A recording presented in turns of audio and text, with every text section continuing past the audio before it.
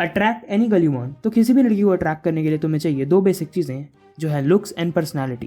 तो तुम as a man अपने लुक्स को कैसे मैक्सिमाइज कर सकते हो? तो सबसे पहले हैव अ गुड फिजिक। अब इसका मतलब ये नहीं है कि तुम बिल्कुल बॉडी बिल्डर वाली फिजिक बनाने लग जाओ, तुम्हें एज अ मैन फिट रहना है। एंड अगर तुम पतले हो तो अपना भाई वेट गेन करो। एंड भाई मुझे नहीं लगता पतले लोगों को ऐसा क्यों लगता है कि वेट गेन का मतलब सिर्फ मसल गेन होता है। एंड देन वो लोग नेट पर सर्च करने लग जाते हैं कि how to gain 10 kg muscle, and वो गेन करने में भाई सालों लग जाते हैं। एंड फिर उसके बाद क्या होता है कि वो डीमोटिवेट हो जाते हैं एंड फिर कुछ नहीं करते, वो अपनी हेल्थ के साथ एंड वहीं के वहीं रह जाते हैं।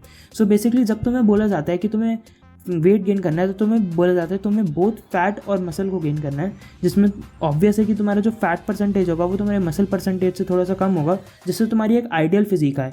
अब वेट गेन का मतलब ये भी नहीं होता कि तुम अनहेल्दी खाते रहो और तुम मोटे हो गए भाई, तो फिर करे क्या? तो बेसिकली तुम्हें करना क्या है, इसका एक सिंपल सा फंडा है, तुम्हें हेल्दी खाना है बट ज़्यादा खाना है। एंड क्या करना है, उसके साथ एक्सरसाइज करनी है ताकि तुम्हारे मसल्स भी गेन हो। और जो हमारे चबी भाई बंधु हैं उनको मैं कहूँगा कि तुम भाई लोग कम खाओ एंड एक्सरसाइज ज़्यादा करो। अब कुछ लोग बोलेंगे कि भाई अभी हम स्टूडेंट हैं एंड हम जिम का पैसा अफोर्ड नहीं कर सकते, तो भाई काफ़ी सारी ऐप्स हैं तुम्हारे ऐप स्टोर पर एंड प्ले स्टोर पर, उनको ट्राई करो एंड जिससे तुम घर पर भी एक्सरसाइज कर सकते हो।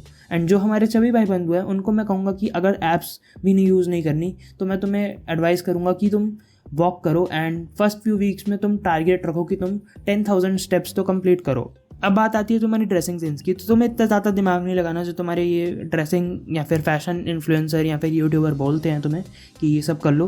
तुम्हें बस सिंपल सी बातें नोट करनी है कि बस ब्रांड के पीछे मत भागो, फिट और कंफर्ट के पीछे भाग लो तो ज़्यादा अच्छा रहेगा तुम्हारे लिए।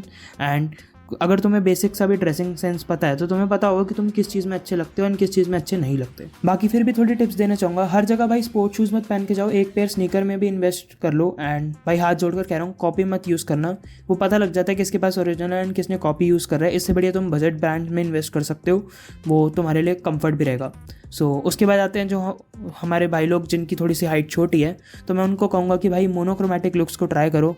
फॉर एग्जांपल ऑल ब्लैक को यूज़ कर सकते हो तुम, एंड तुम कॉन्ट्रास्ट कलर को अवॉइड कर सकते हो पहनना। फॉर एग्जांपल तुमने ऊपर वाइट शर्ट पहन ली या नीचे ब्लैक पैंट पहन ली, और उसके बाद बैगी क्लोथ्स को अवॉइड करो, जैसे आजकल ओवरसाइज टी शर्ट चल रही हैं, वो तो ये सारी चीज़ें तुम्हें विजुअली छोटा दिखाती हैं।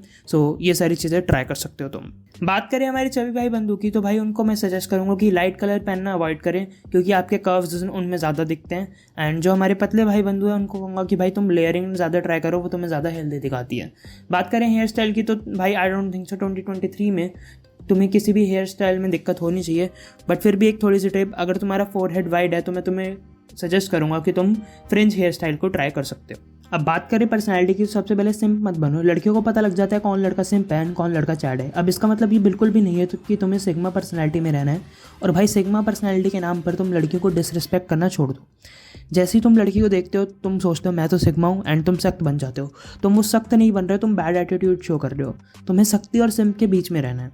अब तुम खुद ही सोचो, अगर तुम किसी एक अट्रैक्टिव वुमेन को अप्रोच करते हो एंड जैसे ही तुम उसको बात करने लगते हो वो बहुत ही गंदे तरीके से तुम्हारे साथ बात करती है, एंड तभी तुम खुद ही सोचोगे कि उसकी जो अट्रैक्टिवनेस है वो बहुत कम हो गई।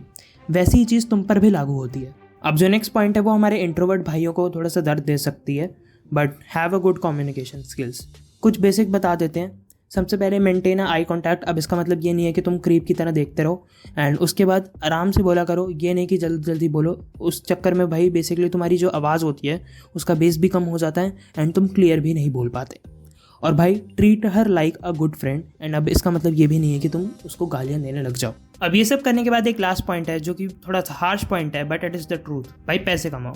अगर तुम थोड़ा सा भी लॉजिकल सोचो, सपोज करो she is your girlfriend and कल तुम उससे शादी करने वाले हो, तो क्या सोच कर उसके घर वाले तुम्हें एक्सेप्ट करेंगे? पर्सनैलिटी।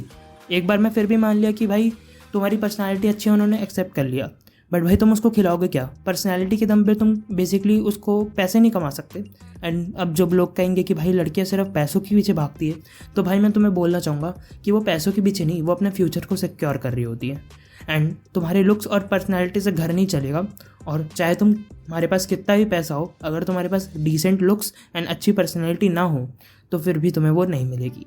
एंड अगर तुम्हारे पास ये तीनों है तो तुम एक चैट बन जाते हो, और अगर तुम एक चैट बनना चाहते हो तो सब्सक्राइब करो चैट बात को।